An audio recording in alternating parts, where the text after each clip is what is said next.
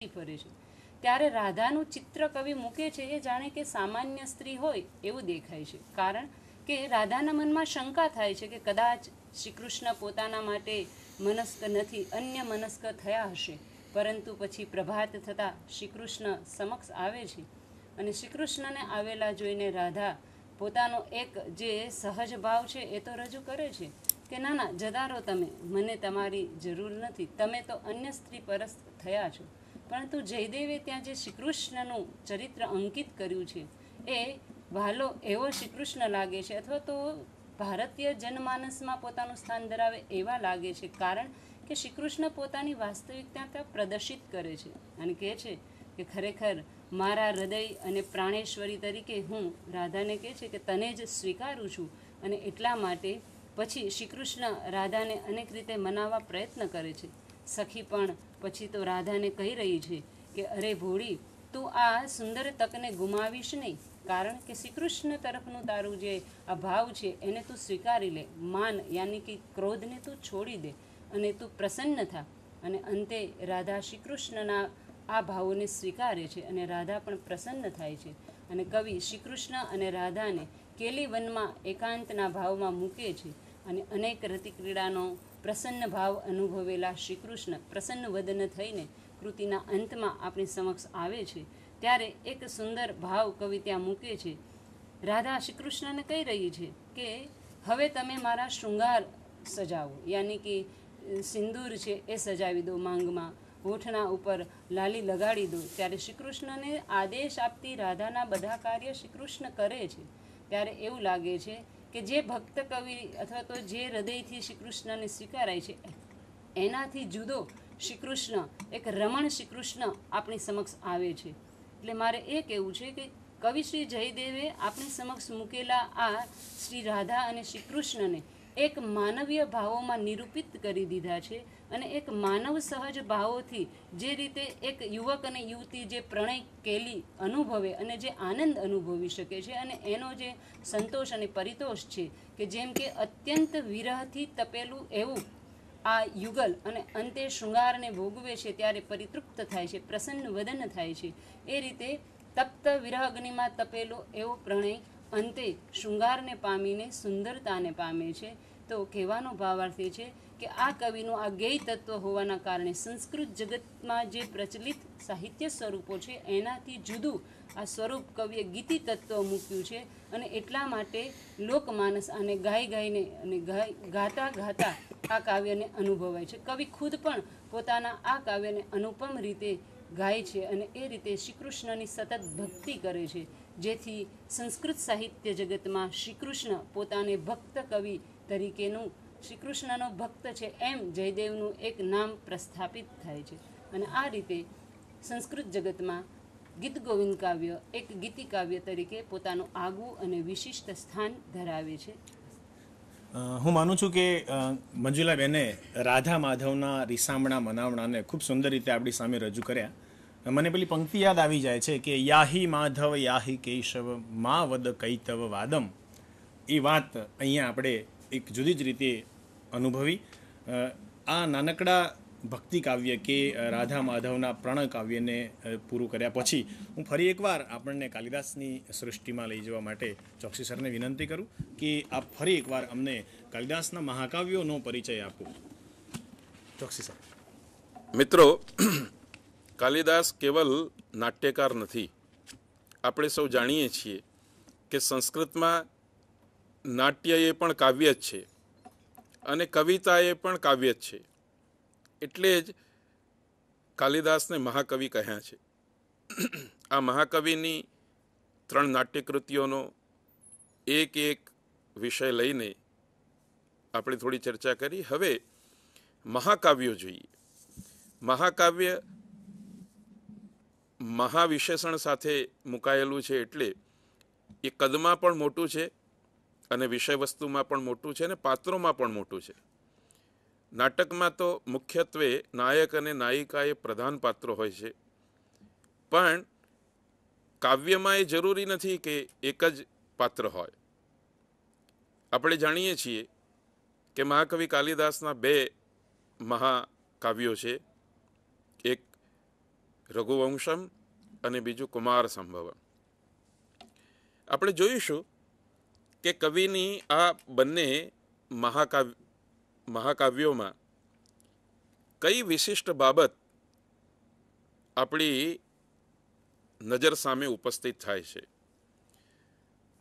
મિત્રો, આ પાવરપોઈન્ટ પ્રેઝન્ટેશનના માધ્યમથી હું આપની પાસે એટલા માટે ઉપસ્થિત થઈ રહ્યો છું કે કવિ કાલિદાસના શબ્દો હું બોલું તો એ કદાચ આપની નજર સામે સ્થિર નથી થવાના, પરંતુ પાવરપોઈન્ટ પ્રેઝન્ટેશનમાં એમની પદાવલી આપની સામે ત્રાદૃશ થવાની છે. આમ તો આવું લાઈવ ટેલિકાસ્ટ હોય ત્યારે પોતાનો ફોટો વધારે આવે એ ઈષ્ટ હોય છે, પણ એના કરતાં કવિના શબ્દો વાચકની સામે, પ્રેક્ષકની સામે ઉપસ્થિત થાય એ વધારે ઈષ્ટ છે. આવો ફરી આપણે કાલિદાસના રઘુવંશ ઉપર નજર નાખીએ, રઘુવંશનો સ્વાધ્યાય કરીએ. આપણે તો અનેક રાજાઓના ચરિત્ર એની અંદર છે, પણ સમયના અભાવે અને અત્યંત સંક્ષેપમાં આ મહાકાવ્યનો સંદેશો વિશ્વભરને આપવો હોય તો એ રીતે આપીશું કે રઘુવંશ એ મહાકાવ્ય એ ત્યાગનો પ્રભાવ ઉપદેશતું કાવ્ય છે. આજના જમાનામાં આ ઉપદેશની પુષ્કળ અગત્ય છે. ત્યાગનો વિરોધી શબ્દ છે ભોગ. ભોગ પ્રધાન સમાજમાં સુખની પ્રાપ્તિ સંભવ નથી. એની વિરુદ્ધ ત્યાગ પ્રધાન સમાજમાં સુખની પ્રાપ્તિ ડગલે ને પગલે છે, પરંતુ દુઃખનો અવકાશ ત્યાં સહેજ પણ નથી. એટલા માટે રઘુવંશમાં વર્ણિત જેટલા બી પાત્રો છે એ બધા જ પાત્રોના જીવનમાં એક યા બીજી રીતે આપણને જો કંઈ દેખાશે તો એ ત્યાગ દેખાશે. એટલા માટે કાલિદાસે રઘુવંશના પ્રારંભમાં કયા કયા મહાનુભાવો વિશે એ મહાકાવ્ય લખવા માંગે છે, અથવા તો એમ કહીએ કે રઘુવંશની વિવિધ વિભૂતિઓ વિશે કાલિદાસે એક કાવ્ય રચવું છે.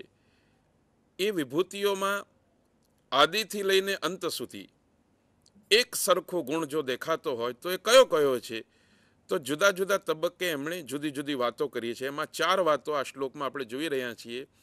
ત્યાગાય સંભૃતાર્થાનામ, સત્યાય મિતભાષિનામ, યશસે વિજિગીષૂણામ, પ્રજાयै ગૃહમેધિનામ. આમાં 4 બાબતો છે.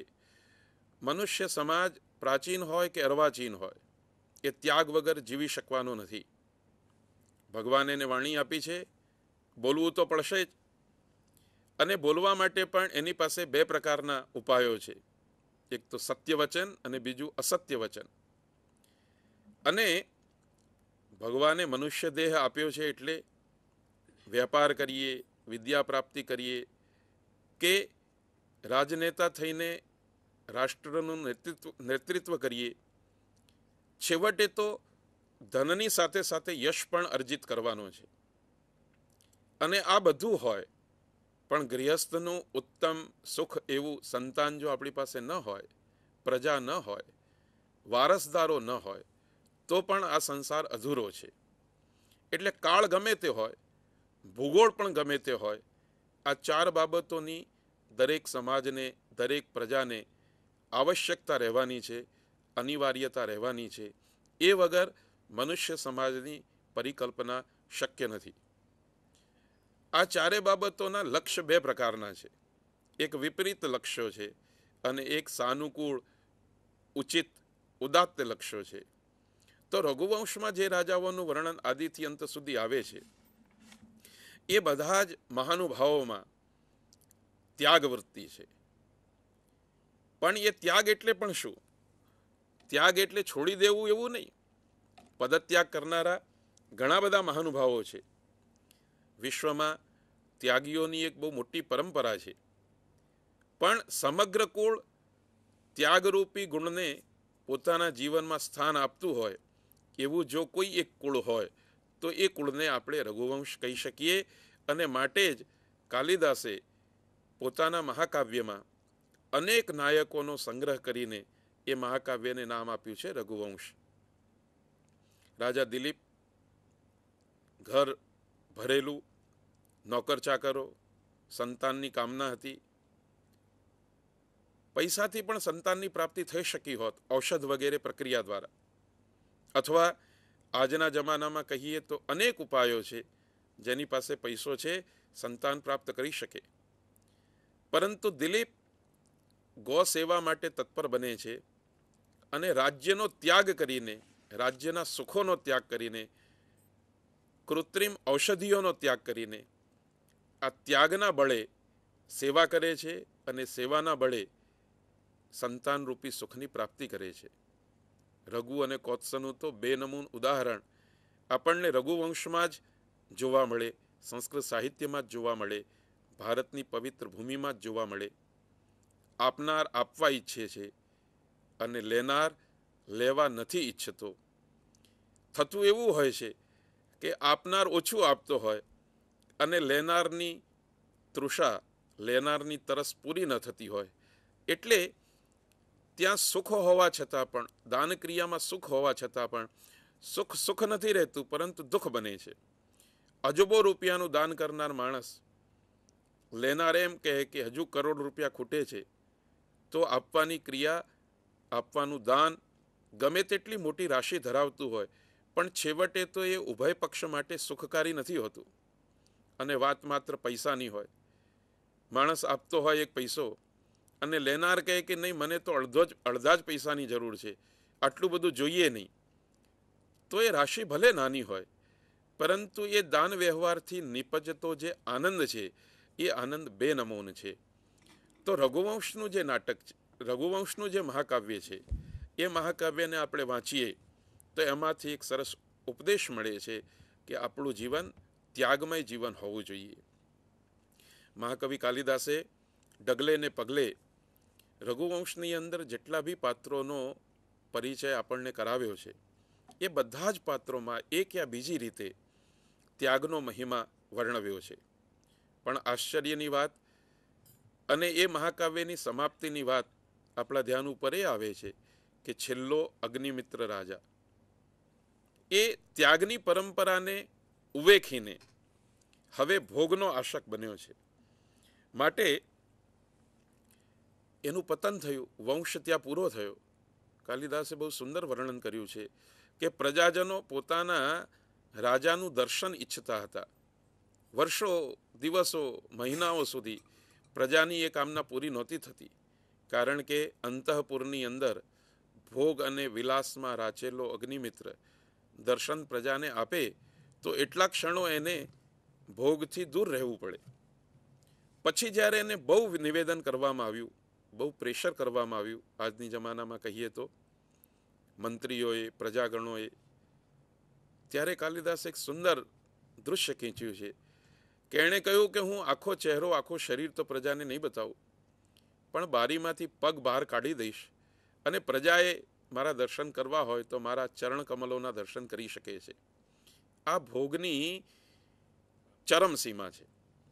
તો પૂર્વજો ત્યાગમય હતા એટલે એનો વંશ પાંગર્યો, રઘુવંશ કહેવાયો અને છેવટે એનું પતન ભોગમાં જવાથી થયું. સવાલ એ થાય કે કાલિદાસે આવા સુંદર મહારથીઓ જે ત્યાગપૂર્ણ જીવન જીવ્યા એના વર્ણન સાથે આ લોઢા, સોનાની થાળીમાં લોઢાની મેખ રૂપી અગ્નિમિત્રને શા કામ મૂક્યો? પણ મિત્રો યાદ રાખો, સંસ્કૃતનું મહાકાવ્ય કંઈ ને કંઈ ઉપદેશ આપવા માંગે છે અને ઉપદેશ ક્યારેક ક્યારેક વિરોધી પરિસ્થિતિને કારણે પણ વાચકના, પ્રેક્ષકના હૃદયમાં અંકિત થતો હોય છે. ઉત્તમ મહાનુભાવોની વચ્ચે એક અનુત્તમ પાત્ર આવીને બેસે તો એ અનુત્તમ પાત્ર વાંચનારને એક સંદેશો આપે છે કે મારે ઉત્તમ જ થવું જોઈએ, આ અનુત્તમ ન થવું જોઈએ. અને અગ્નિમિત્રના સાથે એ રઘુવંશની સમાપ્તિ થાય છે. બલકે એમ કહેવું જોઈએ કે રઘુવંશનો છેદ ઉડી જાય છે. તો મિત્રો, રઘુવંશ મહાકાવ્યને આપણે એક જ પંક્તિમાં એના સંદેશની વાત કરવી હોય તો રઘુવંશ મહાકાવ્યને આપણે ત્યાગનો ઉપદેશ આપનારું મહાકાવ્ય કહીશું. આજે જ્યારે રઘુવંશનો આપણે સ્વાધ્યાય કરી રહ્યા છીએ, વાંચી રહ્યા છીએ રઘુવંશને, ભલે એના એક ટુકડાને વાંચી રહ્યા છીએ, ત્યારે ભોગ તરફ આપણી પ્રસરતી જતી વૃત્તિને અટકાવીને ત્યાગ તરફ આગળ વધવાની વૃત્તિને પણ આપણે કેળવીશું. અને એ રીતે પોતાના જીવનની સાથે સાથે કાલિદાસે જે મહાન અભિપ્રાયો સાથે, મહાન લક્ષ્ય સાથે આ ઉત્તમ કૃતિઓની રચના કરી છે, એ ઉત્તમ કૃતિઓની રચનાના લક્ષ્યને પણ પૂરું પાડીશું. હું માનું છું કે ચોકસી સાહેબે આપણી સામે બહુ અલ્પ સમયમાં ગાગરમાં સાગર ભરીને આ વાત રજૂ કરી છે. ઘણું બધું કહી શકાય, કાલિદાસને 20 મિનિટમાં રજૂ કરવો હોય તો એ શક્ય નથી, પરંતુ કુમાર સંભવના આ એક તપની એક નાનકડી વાતને જોઈને વળી પાછું આપણે એ કાલિદાસને અનુસંધાનિત કરીએ અને ત્યાર પછીના બીજા સાહિત્યમાં આપણે પગરવ કરીએ. તો ફરી પાછું હું ચોકસી સાહેબને કહું કે બહુ જ સંક્ષિપ્તમાં આપણને કુમાર સંભવ પણ બતાવી દે. મિત્રો, કુમાર સંભવ પણ મહાકવિ કાલિદાસનું મહાકાવ્ય છે. આ કાવ્યને હું તપનો પ્રભાવ ઉપદેશતું મહાકાવ્ય કહું છું. જુઓ, બધા જાણીએ છીએ કે શિવ અને પાર્વતીના જન્મ જન્માંતરના સંબંધો છે. પાર્વતીનો જન્મ થયો તે ઘડીથી બધાને ખબર છે કે આમના ગૃહસ્થ જીવનના સાથી તો શિવ જ છે. તો જે વસ્તુ નિશ્ચિત જ છે મેળવવાની, મળવાની જ છે, એના માટે પુરુષાર્થ કરવો એ પામરતા નહીં તો બીજું શું હોઈ શકે? કદાચ એવો સવાલ થાય. પરંતુ કુમાર સંભવ કાવ્ય જે છે એ તપનો પ્રભાવ ઉપદેશતું કાવ્ય છે. માણસની પાસે જે કોઈ વસ્તુ નથી, જે અપ્રાપ્ત વસ્તુ છે, એને પ્રાપ્ત કરવા માટેના હજારો ઉપાય ભલે રહ્યા, પરંતુ કુમાર સંભવનો સંદેશો એ છે કે હે માનવ, તારે અપ્રાપ્ત વસ્તુની પ્રાપ્તિ કરવી હોય તો તારી પાસે તપ સિવાય બીજો કોઈ વિકલ્પ નથી. પરિશ્રમ એક જુદી વસ્તુ છે, મહેનત એક જુદી વસ્તુ છે, અને તપ એક જુદી વસ્તુ છે. મહેનત અને પરિશ્રમ કદાચ મજબૂરીમાં પણ કરવા પડે, પરંતુ તપ તો હંમેશા સ્વૈચ્છિક રીતે પોતે વરીને કરવાનું હોય છે. કારણ કે વ્રત છે. પાર્વતીજીએ આ તપના પ્રભાવે શિવને પ્રાપ્ત કર્યા છે અને આપણને સંદેશો આપ્યો છે કે કુમારનો સંભવ કરવો હોય, યોગ્ય પતિને પ્રાપ્ત કરવો હોય, ઈષ્ટ વસ્તુને પ્રાપ્ત કરવી હોય અને મળવાની જ હોય, છતાં પણ આપણે તપ કરવું જ જોઈએ. જે વિદ્યાર્થી મિત્રો મારું આ વ્યાખ્યાન સાંભળી રહ્યા છે એ BA-ની MA-ની ઉપાધિ લઈને જ રહેવાના છે. એ એમના લખેલા ભાગ્ય છે. પણ મિત્રો, એ માટે તમારા પક્ષે પાર્વતીનો સંદેશો એ છે કે જે ઉપાધિ પ્રાપ્ત કરો એ ભલે તમને મળવાની જ હોય, પણ એ ઉપાધિની પ્રાપ્તિ માટે તમારા